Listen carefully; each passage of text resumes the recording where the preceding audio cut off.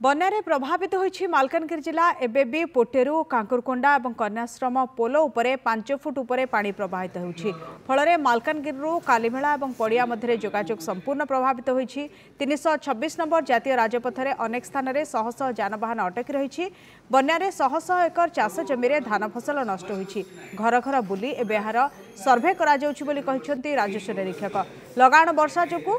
बायापड़ा घाटी में भूस्खलन होइछि बन्या स्थिति को नजर रखी मालकानगिरी जिलार समस्त विद्यालय को छुट्टी घोषणा करा जाइछि अन्यपटे राज्यर 2 वरिष्ठ अधिकारी मालकानगिरी जाई बन्या स्थितिर समीक्षा करिसेंति अग्निशम डीजी सुधांशु षडंगी और स्वतंत्र सचिव विष्णुपद सेठी बन्या स्थितिर समीक्षा करिसेंति बन्या पानीरू 162 जन को उद्धार करा जाइछि एमानक मध्यरे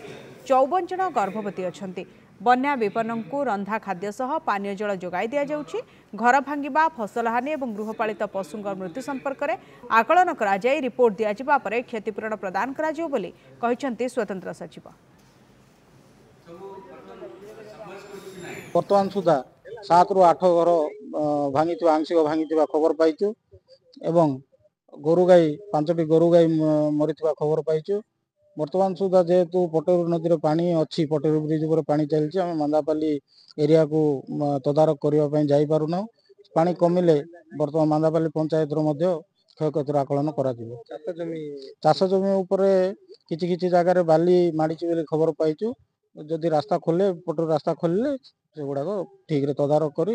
संध्या सुधा जना पड़े जिलापाल को अनुरोध करते कर्मचारी मान अच्छा सेंसिटाइज करवा उचित जे जो आमर सरकारी नियम अनुसार केते परिमाण जो अर्थराशि लोक को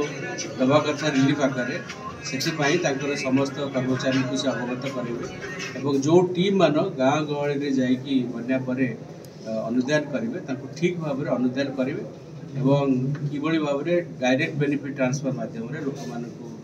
से बेनिफिट पहुँचाई पार से व्यवस्था करेंगे प्राथमिक आवश्यकता थिला जे पानी घर जो मैंने अटकी थे निरापद भाव केमती आम सुरक्षित स्थान को बाहर करवा जिलापाल आशीष पाटिल और एसपी नितेश मधुवानी नेतृत्व में अनेक स्थान पानी घर लोक अग्निशम कर्मचारी माने